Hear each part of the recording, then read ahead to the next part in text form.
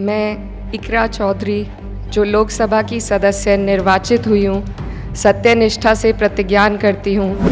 जब आप पार्लियामेंट में जा रही थी तो क्या वो वाक़या याद आया था कि जब आप अपने फादर के साथ जब 3 या 4 साल की थी तो वहाँ के जो गार्ड हैं उन्होंने आपसे कहा कि एक दिन आप भी यहाँ आओगी। अब जो आप अपनी पॉलिटिक्स करेंगी उसमें कितना फ़र्क या कितना अलग अपने पेरेंट्स से होगा, या आप उसी ट्रेडिशन को फॉलो करेंगे? जो राजनीति है और जिस तरीके से राजनीति मैं करना चाहती हूँ उसका पूरा श्रेय मेरे पिताजी को जाता है। आपके भाई को जेल हुई पर आपने उनके लिए कैंपेन किया, उसके बारे में बताइए कि क्या एक्चुअल स्टोरी है? मेरे भाई को उनका कैरेक्टर असैसिनेट किया गया। उनको बिल्कुल भाजपा के द्वारा और भाजपा के सहयोगियों के द्वारा इस तरीके से दर्शाया गया कि वो एक गैंगस्टर हैं या उन्होंने कुछ ऐसे काम किए हैं। आपको क्या लगता है कि मोदी मैजिक क्यों फेल किया और आपकी जीत का क्या कारण है? जो 22 का चुनाव है उससे बिल्कुल पहले मेरे भाई को जेल भेज दिया गया था और बिल्कुल ये कोशिश थी कि मेरी माँ जो कि राजनीति में थी उन्हें भी दूर कर दिया, मेरे भाई को जेल भेज दिया। बीजेपी बस ये चाहती थी कि ज़बरदस्ती वो कैराना की सीट जीत जाए। दिल्ली में पली बड़ी, लंदन में जाकर इंटरनेशनल लॉ किया और चुनाव यूपी से लड़ी। यूपी घर है लेकिन दिल्ली में दिल है। Favourite actor? शाहरुख खान मुझे लगता है मेरे साथ साथ बहुत से लोगों के फेवरेट एक्टर हैं। आप कब शादी करेंगी? शादी का विचार आपके मन में है? और अगर करेंगी तो निकाह करेंगी या सोनाक्षी सिन्हा की तरह रजिस्टर्ड मैरिज करेंगी? हमारे इस कार्यक्रम में आपका स्वागत है। आज हमारे साथ जुड़ी हैं 29 वर्षीय इकरा हसन चौधरी, जिन्होंने हाल ही में अपना पहला चुनाव लड़ा और जीता। आज वो एक मेंबर ऑफ पार्लियामेंट है, बीजेपी को मात दी, समाजवादी पार्टी की हैं और उत्तर प्रदेश के किराना कंस्टिट्यूएंसी से। इकरा, आपका बहुत धन्यवाद आप हमारे साथ जुड़ी इस कार्यक्रम में। बहुत बहुत शुक्रिया। सबसे पहले शपथ लेते वक्त कैसा लगा? पार्लियामेंट में जब कदम रखा कैसा लगा? और क्या भावना आपके मन में तब आई जब आप वहाँ प्लेटफॉर्म पे खड़े होकर शपथ ले रही थी? मैं बहुत खुश थी और कुछ घबराहट भी थी, लेकिन जो एहसास था वो सबसे ज़्यादा अपने कॉन्स्टिट्यूएंसी के लोगों के लिए मेरे दिल में आभार था। मैं बहुत शुक्रगुज़ार हूँ कि उन्होंने मुझे ये मौका दिया, मैं वहाँ तक पहुँच पाई। और अब मेरी यही इच्छा है कि मैं उनकी आवाज़ को मजबूती से पार्लियामेंट में उठा सकूं और उनकी बातों को, उनके मुद्दों को देश तक ला सकूं। जब आप पार्लियामेंट में जा रही थी तो क्या वो वाक़या याद आया था कि जब आप अपने फादर के साथ जब 3 या 4 साल की थी तो वहाँ के जो गार्ड हैं उन्होंने आपसे कहा कि एक दिन आप भी यहाँ आओगी? बिल्कुल, वो ऐसी याद है जो मतलब मैं भूली नहीं हूँ। और पहले मुझे इस बात का कोई मतलब नहीं लगता था, लेकिन अब क्योंकि मैं खुद आ चुकी हूँ पार्लियामेंट में तो मैं अक्सर उस बात के बारे में सोचती हूँ। और उस दिन भी मुझे याद आ रहा था और ये भी एहसास हो रहा था कि अगर मेरे पिताजी होते तो वो बहुत खुश होते, वो देखते कि उन्हीं के नक्शे कदम पर चलकर मैं वहाँ तक पहुँच रही हूँ।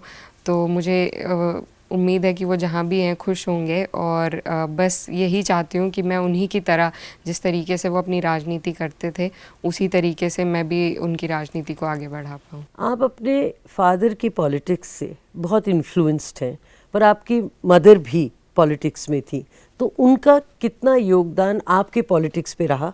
और अब जो आप अपनी पॉलिटिक्स करेंगी उसमें कितना फ़र्क या कितना अलग अपने पेरेंट्स से होगा, या आप उसी ट्रेडिशन को फॉलो करेंगे? मेरे पिताजी जो थे वो पॉलिटिशियन थे और उन्होंने ही राजनीति हमारे घर में आगे बढ़ाई थी और उन्हीं की देन है कि आज तक राजनीति हमारे घर में है। तो मेरी कोशिश यही है, मुझे उनसे बहुत सीख मिलती है, जितनी उनके साथ रहकर नहीं मिली उतनी उनके बारे में आज तक मुझे किस्से सुनने को मिलते हैं कि वो इस तरीके से काम करते थे। तो आज तक भी वो मेरे लिए सीख का काम करते हैं। उनसे बहुत अलग है मेरी जो मदर हैं, उनका इन्फ्लुएंस। वो उन्होंने हमें संभाला है एक ऐसे वक्त में जब बहुत कुछ चला गया था हमारी ज़िंदगी से।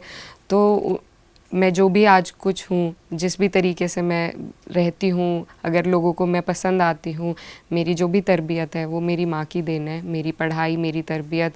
तो आज वो सब उन सब चीज़ों का श्रेय मैं अपनी माँ को देना चाहूँगी। लेकिन जो राजनीति है और जिस तरीके से राजनीति मैं करना चाहती हूँ, उसका पूरा पूरा श्रेय मेरे पिताजी को जाता है। और उनके वक्त में और आज के वक्त में बहुत फ़र्क है। अब राजनीति बहुत बदल गई है। उनके वक्त में अगर आप सरकार में नहीं भी होते थे तो आपकी बहुत बात मानी जाती थी, सुनी जाती थी। लेकिन अब वो जो स्तर है वो घट गया है बहुत तरीके से।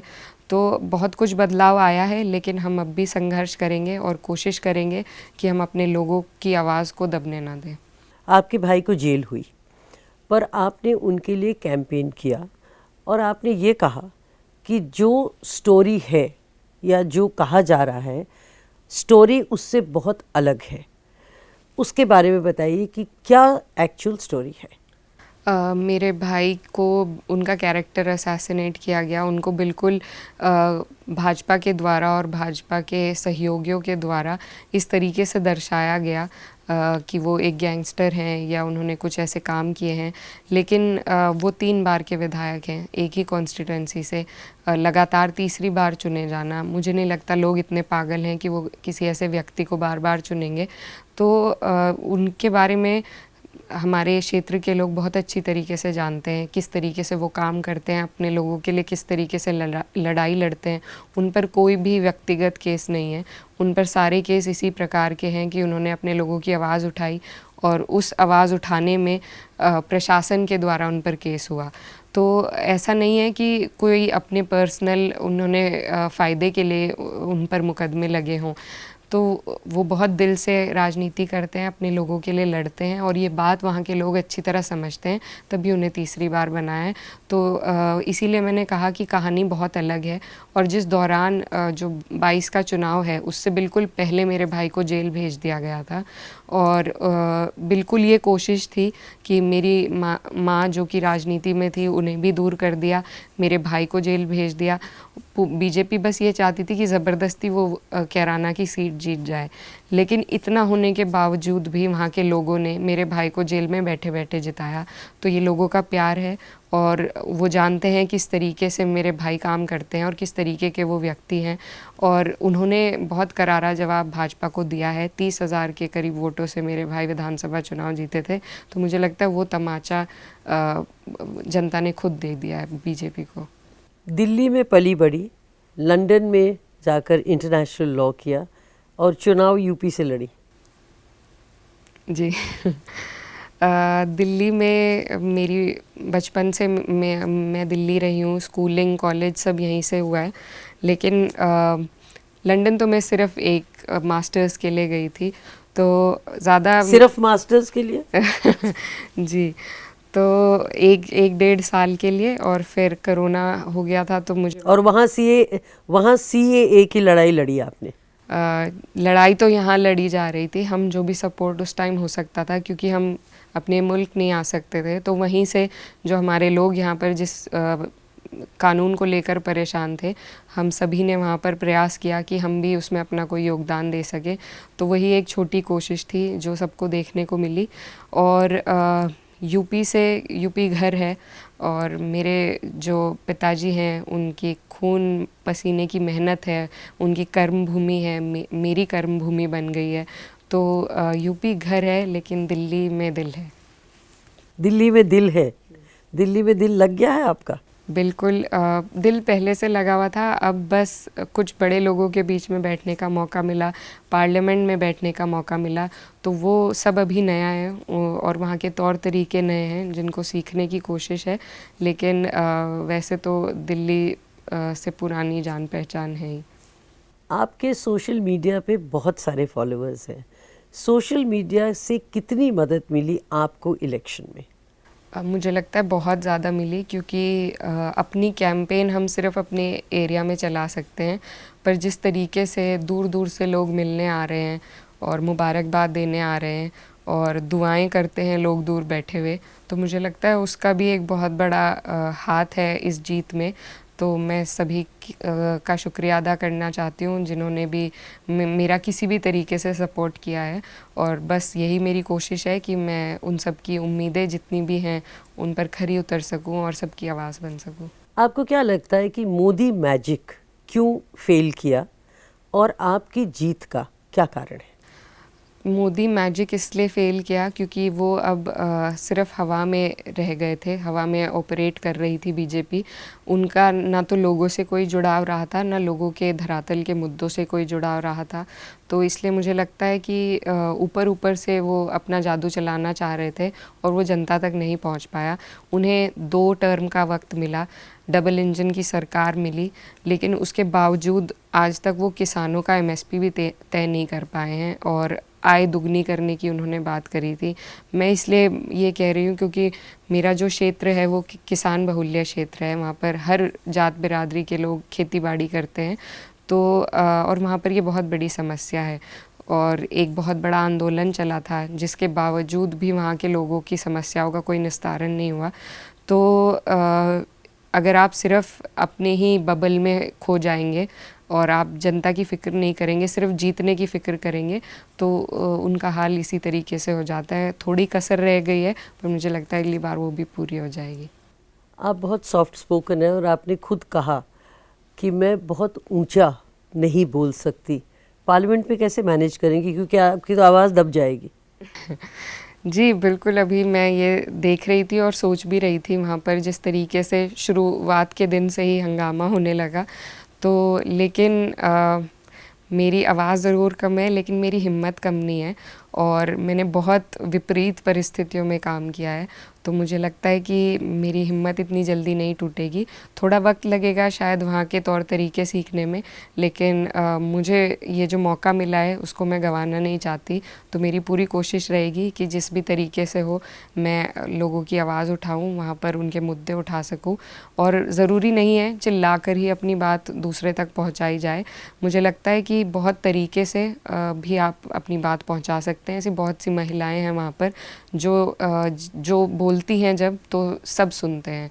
तो अगर मुझे ऐसा मौका मिला कि इस तरीके से मैं बोल पाऊँ, तो मैं अपने लोगों के लिए वो करना चाहूँगी।